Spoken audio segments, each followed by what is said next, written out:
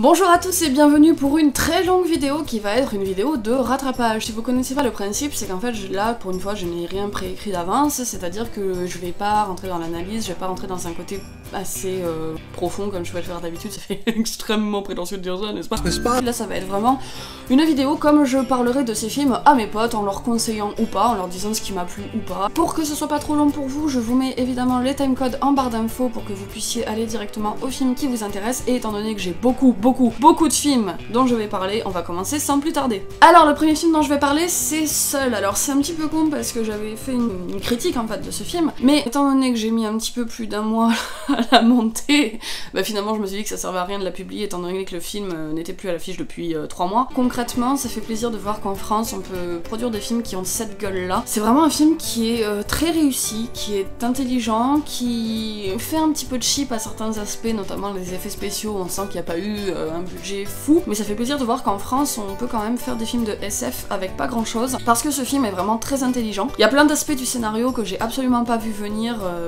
j'allais de surprise en surprise en fait durant ce film. C'est pour ça que c'est très difficile de parler du scénario de ce film, parce que pour moi une de ses grandes réussites c'est le fait qu'on va de surprise en surprise, on sait jamais ce qui se passe, c'est extrêmement mystérieux. Et l'ambiance de tension, l'ambiance de mystère est vraiment hyper réussie, et je trouve que là où il réussit encore mieux, c'est que c'est un film pour ados. Et en France, film de SF plus film pour ados, je m'attendais vraiment évidemment à une catastrophe intersidérale. Ici, c'est magistral, enfin je veux dire, quel plaisir de voir des choses pareilles à l'écran. Le jeu d'acteur est parfait, ils sont tous dans une interprétation absolument juste, c'est fou, ils ont un charisme incroyable, et surtout leurs personnages sont extrêmement bien écrits, ils sont tous très réalistes, ils sont hyper attachants. Alors après je peux pas juger si c'est une bonne ou une mauvaise adaptation de la BD, étant donné que je ne la connais pas, mais en tant que film je trouve que c'est un excellent film pour ados, pour adultes et même pour enfants. Par contre faites attention parce que le ton est vraiment très dur, c'est glaçant, moi je m'attendais pas à voir des trucs aussi violents dans ce film pour ados, je dois vous l'avouer. J'espère vraiment qu'il y a beaucoup de monde qui allait le voir parce que ça mérite d'avoir des suites quoi, c'est faux qu'en France on fasse des films pareils. Et c'est un film aussi qui a des messages hyper intéressants parce que finalement t'as la nana principale, le personnage principal c'est une nana qui est jamais sexualisée et c'est une arabe en plus. Et le deuxième personnage principal c'est un noir. À aucun moment le noir ne va être traité comme maintenant on a tendance à mettre beaucoup de noirs dans des films d'action, des films de SF, etc. C'est souvent dans des rôles secondaires, c'est souvent dans des rôles assez clichés, et finalement tu vas assez peu voir de noirs qui vont avoir un rôle vraiment hyper important, etc. Alors que là, la nana et le noir se partagent vraiment l'affiche. Donc j'ai pas grand chose de plus à dire parce que je vous avoue que j'ai pas énormément de points négatifs à dire dessus, à part le fait qu'effectivement il y avait certains plans qui faisaient cheap, que j'espère vraiment qu'il y aura une suite parce que la fin nous laisse un petit peu en plan, et j'espère vraiment qu'il y aura les budgets pour faire une suite parce que c'est un film vraiment magistralement réussi. Pour moi c'est un film qui a vraiment rien à envier à des films américains ou je ne sais quoi, et c'est un film qui est intelligent en plus. Putain, c'est vraiment pas un film d'action ou de SF lambda un peu bas du front, c'est vraiment un film hyper intelligent, hyper sombre, hyper dur, enfin... Voilà, moi j'ai vraiment un énorme coup de cœur pour ce film. Ensuite je vais vous parler de Rock'n'Roll. Alors c'est un film que j'avais assez envie de voir parce qu'en général j'aime bien ce que fait ce mec, mais là j'ai... Mec, qu'est-ce que t'as fait? En fait j'y suis allée aussi parce qu'il était passé dans un recette pompette avec Poulpe, et je trouvais qu'il en parlait d'une manière extrêmement attachante de son film, il disait plein de choses assez sympas dessus, et finalement je crois qu'il a voulu y mettre des choses qui n'y sont pas. Rock'n'Roll c'est un film qui est assez creux, qui est assez lambda, qui est assez plat, qui est très oubliable, et qui, s'il a une première partie qui est vraiment drôle avec certains sketchs assez piquants et assez intéressants, sa dernière partie se perd dans des trucs vulgaires, bas du front. En fait, quand il en parlait, il essayait d'évoquer le fait que le passage à la quarantaine était plus ou moins mal vécu par certaines personnes, que lui, il voulait essayer de dire aux personnes qu'il fallait s'assumer, même quand on avait 40 ans, que la vie n'était pas terminée, qu'il fallait rester rock'n'roll, etc. Et moi, en fait, le message que véhicule ce film, c'est un petit peu l'inverse que j'y ai vu, c'est-à-dire que j'ai vu un personnage qui était hyper mal dans sa peau quand il passait à la quarantaine, et qui du coup faisait absolument tout pour ne pas faire ses 40 ans, jusqu'à aller à la chirurgie esthétique, ce qui mène à une fin du film absolument grotesque et très vulgaire, qui finalement ne faisait rien pour apprendre de ses erreurs, et que c'était le monde autour de lui qui était obligé de changer, et pas lui qui était obligé de s'assumer et de dire bah finalement j'ai 40 ans, c'est pas grave. En fait ce film je trouve qu'il pousse pas du tout à s'assumer, je trouve qu'il fait plutôt en sorte qu'on se conforme à un certain critère de beauté par tous les biais possibles, quitte à aller jusqu'à la chirurgie esthétique. Bon après si on oublie l'aspect message, propos véhiculés par le film, il y a quand même vraiment des sketchs, surtout dans les deux premières parties du film, qui sont très drôles. Notamment Marion Cotillard qui est hilarante dans ce film. Cette nana, il faudrait qu'elle fasse plus de comédie, mais qu'est-ce qu'elle est drôle. Elle se prend pas au sérieux, elle se tourne en dérision, elle rit d'elle-même. Ça casse l'aspect très iconisé qu'elle avait au Hollywood et ça lui redonne une dimension humaine qui est vraiment attendrissante, attachante, et elle joue ses personnages très bien. Il y a aussi la présence de Johnny Hallyday au bout d'un moment pour un sketch qui est absolument hilarant, et c'est pareil, ce mec il se prend pas du tout au sérieux, ça fait plaisir de le voir rire de son image, ça fait plaisir de le voir tout prendre au second degré. Mais voilà, pour moi le film a un gros problème de rythme aussi, parce qu'à partir du moment où s'amorce la troisième et dernière partie, à partir du moment où il commence à faire de la chirurgie esthétique, c'est long, il y a quasiment plus de sketchs, il y a juste à la toute fin où on va avoir des sketchs qui parodient les séries américaines. Ce sketch est extrêmement drôle, mais il arrive à la toute fin, et si vous voulez, on a une espèce de passage à vide lors de la troisième partie, qui est vraiment lourd, parce qu'en fait le peu de blagues qui sont faites ne sont pas drôles, le rythme est très lent, et ça part dans une espèce de digression pseudo-philosophique sur qui suis-je vraiment, est-ce moi à l'intérieur, ou est-ce moi à l'extérieur, etc.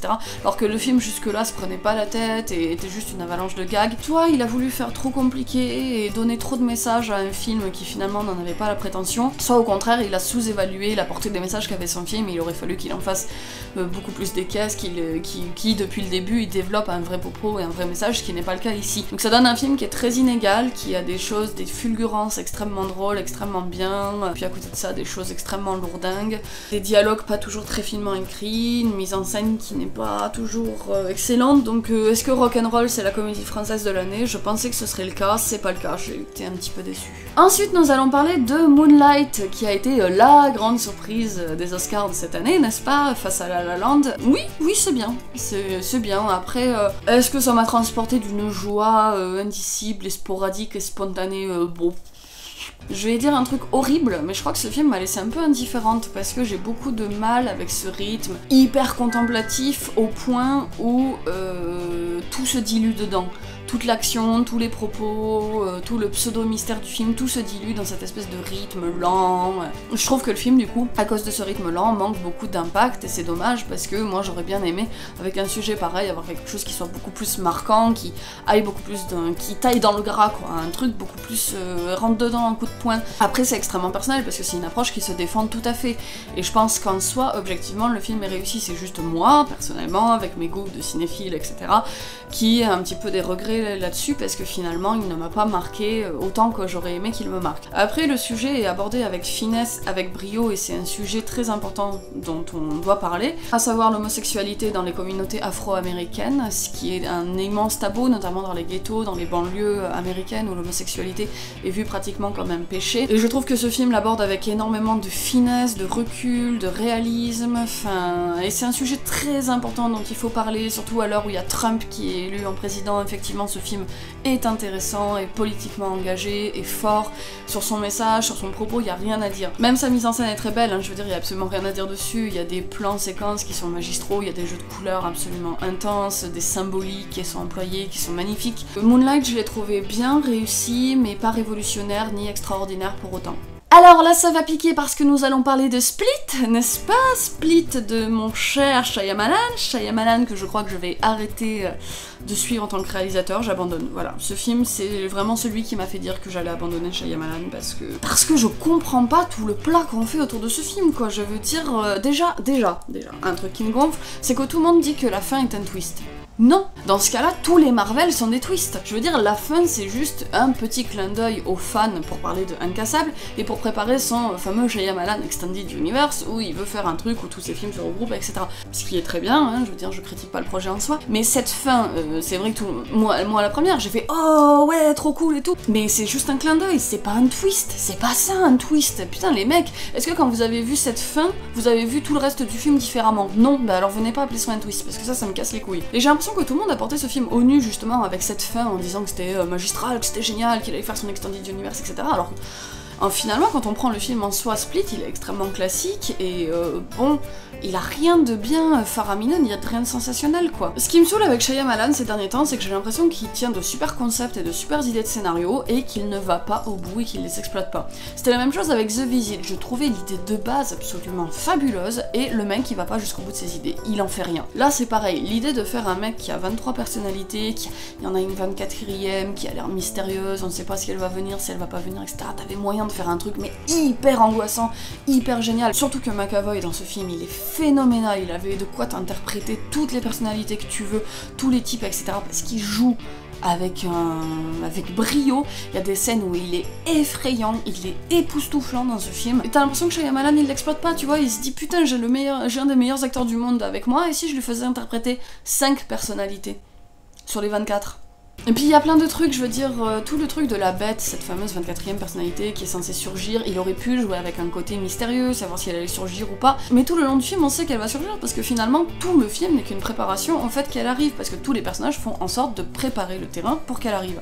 Finalement il n'y a aucun mystère. C'est quoi l'intérêt de faire monter la sauce, de faire la mayonnaise si jamais finalement après tu te retrouves avec juste une vinaigrette, tu vois. Et je trouve aussi que Anya Taylor-Joy, autant je l'ai trouvée fantastique dans The Witch, autant dans ce film, elle a un jeu extrêmement univoque, très plat. Elle a un personnage qui est vraiment pas intéressant, qui se résume, vous savez, aux fameux personnages Shyamalesques tels qu'on les imagine, c'est-à-dire les personnages qui ne parlent pas, qui sont mono-expression. J'ai l'impression que d'année en année, Shyamalan, il va s'auto-parodier à force, parce que j'ai l'impression qu'il a fait l'inverse de tous les réalisateurs, c'est-à-dire que tous les réalisateurs commencent lentement, ont un point d'or, il y a une chute, et lui en fait il a commencé par son point d'or, et d'année en année il chute jusqu'à je ne sais pas quel point quoi. Pour moi Split c'est un film qui n'est pas foncièrement mauvais, que ce soit scénaristiquement, au niveau de son jeu d'acteur, ses mises en scène, ça tient la route. C'est un film qui est extrêmement classique, qui a rien de novateur, qui est pas surprenant une seule seconde, c'est un film qui n'a pas d'intérêt pour moi. J'ai déjà oublié les 3 quarts du film quoi, il y a une scène qui me reste en mémoire, c'est celle où McAvoy il écarte les barreaux, il fait extrêmement peur et il y a du sang plein la bouche. C'est effectivement la scène de fin avec ce fameux truc qu'on appelle twist, tu vois. Mais sinon, à part ça, zéro souvenir de ce film. Ensuite, nous allons parler de L'autre côté de l'espoir, qui est un film, je crois, finlandais, et c'était une putain de bonne surprise. Et c'est un film en plus qui à mon avis a vraiment un intérêt politique fort aujourd'hui parce qu'il raconte la vie d'un migrant, et pour qu'on comprenne un petit peu quelle est la réalité très dure et très crue que vivent ces gens-là. C'est un film qui est bizarrement extrêmement drôle, avec un sujet pourtant très dur, mais qui est un humour complètement décalé, c'est-à-dire que je peux même pas dire que c'est de l'humour absurde, c'est un humour très pince sans rire en fait. Aucun des personnages n'est vraiment comique en soi, mais ils vont toujours dire des choses à un certain moment. J'arrive vraiment pas à vous expliquer comment est cet humour. C'est un humour vraiment, c'est un humour très noir, mais c'est un humour qui est vraiment en même temps très chaleureux, très humain, et qui ne fait que nous créer de l'empathie avec des personnages qui sans ça seraient très froids et très ternes. Le film joue d'ailleurs beaucoup avec cet aspect froid et terne parce que tout est gris, tout est désaturé, l'ambiance est extrêmement dépressive. On suit en parallèle de ce migrant la vie d'un second personnage qui va ouvrir un restaurant, et son restaurant c'est le boui-boui crado, hyper ringard, avec des nappes cirées, tu vois, enfin vraiment le stéréotype hyper ringard. Et en même temps il y a énormément de chaleur humaine, énormément de vie, énormément de bonne humeur qui se dégage de ce film. C'est presque un feel-good movie. Tous les acteurs jouent extrêmement bien parce que justement ils arrivent à créer cette espèce d'ironie, cette espèce de décalage, d'humour presque involontaire, tout en restant dans des personnages qui eux restent toujours extrêmement dignes et sérieux, et c'est très bien joué. Pour moi, De l'autre côté de l'espoir, c'est vraiment le film le plus fin que j'ai vu sur le sujet de la migration, sur le sujet d'être déraciné, sur le fait d'arriver dans un nouveau pays. Alors c'est dommage, c'est un film qui va pas faire énormément d'entrées parce qu'il est pas très connu, etc. Mais vraiment pour moi, si je devais faire comprendre à des personnes ce que c'est que d'être migrant, je pense que je leur montrerais ce film parce qu'il respire tellement d'empathie, de réalisme et en même temps de bonne humeur, d'humanité. C'est un film extrêmement humain, très humaniste. Je pense que ce film est vraiment le meilleur sur le sujet. Ensuite, je vais vous parler de Fantastic Birthday. C'est pareil, c'est un film, hélas, il est pas resté très longtemps à l'affiche, et je crois qu'il a pas fait énormément de vues, et putain, c'est trop dommage, mais ça, c'est des films comme on aime les voir, quoi. C'est des films qui sortent complètement de l'ordinaire, hyper originaux, hyper barrés, dans des délires, mais tu sais pas d'où la personne qui a réalisé ce film est allée chercher ses délires. C'est brillant, vraiment brillant, un petit bijou, une petite perle. C'est extrêmement tendre, c'est extrêmement humain, c'est très drôle, c'est dans un humour, en décalage, en absurdité constante. Vous allez vous ressortir de là, vous allez avoir les batteries rechargées à 100%, c'est coloré, c'est féerique, c'est magique. C'est un film qui raconte l'histoire d'une nana qui va avoir son anniversaire, et ça va être son passage à l'adolescence, donc comme on s'imagine avec tous les complexes, les choses qui vont pas. Et ses parents tiennent absolument à lui faire une fête, et elle ne veut pas. Mais ils vont quand même lui faire une fête, et durant cette soirée-là, elle va se retrouver dans un monde parallèle peuplé de créatures étranges, où elle va devoir faire une quête pour se retrouver soi-même, etc. Et en fait, si vous voulez, ce film, c'est un petit peu un remake de Alice au Pays des Merveilles, version beaucoup plus acidulée, beaucoup plus édulcorée. Ici, même s'il y a 2-3 passages qui sont pas extrêmement sympathiques, c'est quand même beaucoup plus doux de manière générale. C'est un film qui va être extrêmement parodique et qui va reprendre beaucoup de codes, par exemple des comédies qui vont se passer dans les lycées, il va reprendre aussi beaucoup de codes des comédies des années 70, des codes de la comédie musicale, il va reprendre des codes du conte. Si vous entendez des bruits bizarres, c'est mon copain qui fait je sais pas quoi avec la chaise. Il s'assoit sur la chaise. Mon dieu. Et il va reprendre tous ces codes en les parodiant, les rendant vraiment extrêmes, à un point où tout devient risible. Tout le film va être construit comme ça, sur des choses très extrêmes, sur des ambiances qui basculent à la fois de choses très parodiques et très drôles à des choses beaucoup plus violentes et crues. Il y a très peu de nuances en fait qui sont apportées, mais finalement le message de fin reste quand même beau. C'est un message qui veut dire qu'il faut s'accepter quand on est adolescent, que ce n'est qu'un passage. Bon, c'est pas quelque chose de très révolutionnaire, mais c'est bien fait, et bizarrement, le message de fin, malgré le fait que le film soit uniquement dans des extrêmes, le message de fin, lui, est assez nuancé et prouve que le personnage n'a pas besoin de changer autant qu'elle le pense, que les gens peuvent aussi faire des efforts pour l'accepter telle qu'elle est. Voilà, c'est un film pour moi qui est très mignon, et son ambiance visuelle, je vous en ai pas parlé encore, mais c'est une ambiance visuelle qui est très typique années 70, c'est-à-dire qu'on va avoir les vieilles tapisseries avec des couleurs improbables, des motifs dégueulasses partout, des gens avec des brushings, t'as l'impression qu'ils font 4 fois leur poids sur leur tête, tu vois. C'est pareil, c'est dans l'extrême, c'est hyper parodique, mais ça ne fait que corroborer le propos très acidulé du passage à l'enfance versus le monde adulte. C'est vraiment un film qui pour moi est cohérent de A à Z, qui va jusqu'au bout, qui présente une vraie vision du monde, une vraie vision d'auteur, qui a vraiment un propos à défendre, qui a des acteurs fabuleux, des très bons personnages, qui est très bien écrit. Fantastic Birthday, c'est vraiment un film à voir, et je pense qu'il finira largement dans mon top 10 de l'année parce que c'était absolument incroyable ce film, très original, très original. The Lost City of Z, film que je suis allée voir parce que je savais pas quoi voir ce soir-là. Et je dois avouer que je suis pas déçue parce qu'il a un feeling un petit peu mi-Indiana Jones, mi-La Momie, mi-thriller, mi-je ne sais quoi. Enfin, moi j'adore les films de toute façon qui se passent dans des époques victoriennes, plus film d'exploration qui va parler de civilisation perdue, etc. J'adore. Je suis peut-être pas très objective sur ce point-là, mais même si le film est vraiment très classique, je trouve qu'il est extrêmement réussi. Et finalement, le fait que ce soit inspiré d'une histoire vraie va donner un aspect réaliste et assez profond à ces messages de fin, parce que si vous voulez, c'est l'histoire d'un explorateur qui va essayer de prouver que les personnes qui vivent autour de l'Amazonie sont des êtres civilisés et non pas des sauvages, et il va essayer de prouver ça durant tout son film, et en fait l'histoire va au fur et à mesure le décrédibiliser parce que personne ne va le croire, tout le monde va le traiter de menteur, etc. Et c'est uniquement très récemment qu'on l'a rétabli au rang des chercheurs importants de l'histoire. Je trouve que son message de dire que ce n'est pas parce que les êtres sont différents de couleur de peau, qui n'ont pas les mêmes rites, les mêmes cultures que nous, de dire ça toujours encore à l'heure actuelle, au moment où les Américains veulent fermer la frontière avec l'Amérique du Sud, justement, je trouve que c'est un message qui reste très ironique, très actuel, et hélas, je crois qu'il y a encore beaucoup de gens qui ne se rendent pas compte que c'est pas parce que t'as pas la même culture que t'es pas un être civilisé, et mine de rien, c'est pas parce que le film se situe au 19e siècle qu'il a pas un message qui est actuel. Après, sur le reste du déroulement de l'histoire, je vais pas avoir grand chose à dire parce que c'est hyper classique. La mise en scène est hyper classique, c'est-à-dire que les moments épiques sont épiques, les moments dramatiques sont dramatiques. Là où il essaye vraiment de faire des efforts, ça va être sur la construction de ses personnages, notamment le personnage féminin, auquel on sent bien qu'il a essayé de donner beaucoup plus d'importance en essayant d'en faire une femme badass, féministe. C'est vraiment pas la nana pot de fleurs qui est là pour rajouter un personnage féminin, c'est un personnage féminin qui a de l'importance. Et de même que les enfants, c'est-à-dire qu'ils ne sont pas là uniquement parce que le personnage avait des enfants, et ils sont pas là juste pour faire un point biographique, ils ont une vraie importance, ils ont une vraie personnalité. Mine de rien, c'est assez important parce que dans les biopics, on a tellement tendance toujours à tourner autour du personnage principal que souvent les personnages secondaires paraissent très effacés, très accessoires, et parfois un petit peu en trop. Et ici, c'est pas le cas, chacun a vraiment son histoire, chacun a vraiment son importance. Après, c'est un film vraiment très agréable à suivre, le rythme est bon, l'histoire est bonne, je peux pas juger sur le côté biopic étant donné que je connais pas l'histoire de base du mec. C'est vraiment un film qui m'a paru intéressant, pertinent, assez humaniste. J'ai trouvé que ça faisait pas non plus le good guy blanc qui va venir sauver tous les pauvres petits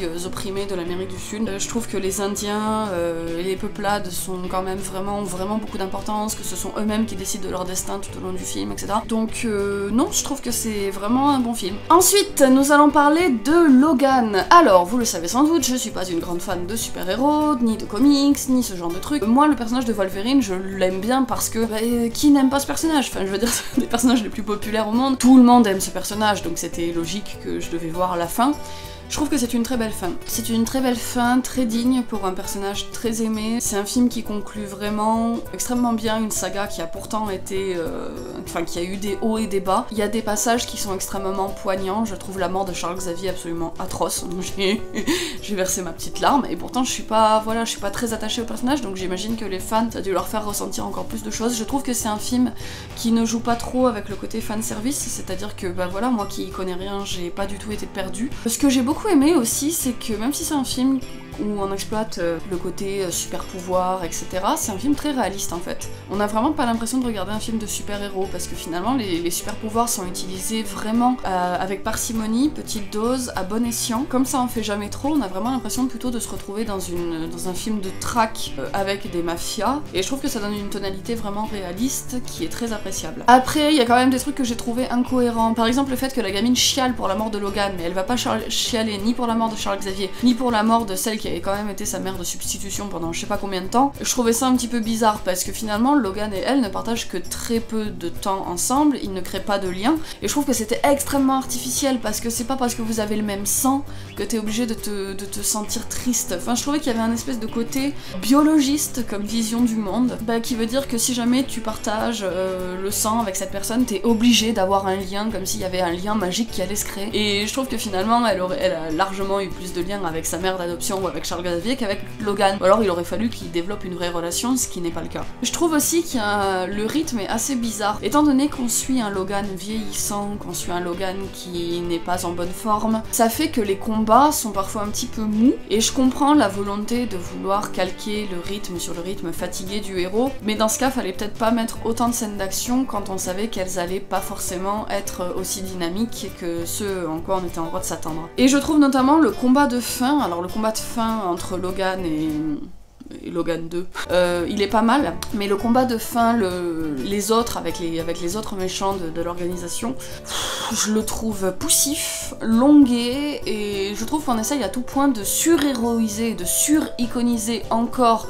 Logan, comme s'il avait besoin de ça, et qu'on essaye encore plus d'en faire des caisses avec ce personnage, et de montrer « Ah, regarde, il est fatigué, mais il va aller au bout de ses forces », ça nous mène aussi à l'épuisement. D'autant plus que ce combat de fin, il y a quand même une grosse incohérence, c'est que je ne comprends pas pourquoi les gamins, au lieu de fuir dans la forêt comme ils avaient... Enfin voilà, ils ont peur, ils fuient dans la forêt, pourquoi ils leur cassent pas la gueule? Ils ont des super pouvoirs, ils ont été formés à être des super armes par le gouvernement, ils ont été formés à ça toute leur vie, défoncez-leur la gueule! Pourquoi vous attendez qu'il y ait encore une fois super Messi, super Logan qui soit là pour vous sauver le cul? Et je trouvais cet aspect très messiaque, quasiment christique, je trouvais ça vraiment lourd. Et le symbole de fin avec la croix, alors oui c'était joli, mais c'est pareil, je trouve ça un petit peu lourdingue. Finalement il a toujours été iconisé Logan, il a pas besoin de ça. J'ai beaucoup aimé le traitement qui est fait de Charles Xavier, parce qu'on nous montre non pas, encore une fois, Charles Xavier iconisé, etc., mais on nous montre effectivement une personne âgée, qui est en fauteuil roulant, qui est dépendante, qui a besoin de faire ses besoins. Et je trouve que, mine de rien, la fin de vie, le fait d'être dépendant, on n'en parle pas du tout dans le cinéma américain, ou on en parle dans des drames, mais dans le cinéma très mainstream, très blockbuster, c'est des choses, des images qu'on n'a pas l'habitude de voir, et je trouvais que là c'était très bien abordé, très finement, et ça faisait plaisir de voir ce genre de choses. Et pour le coup, je trouvais que Charles Xavier, à être traité dans cet aspect beaucoup plus réaliste et beaucoup moins christique,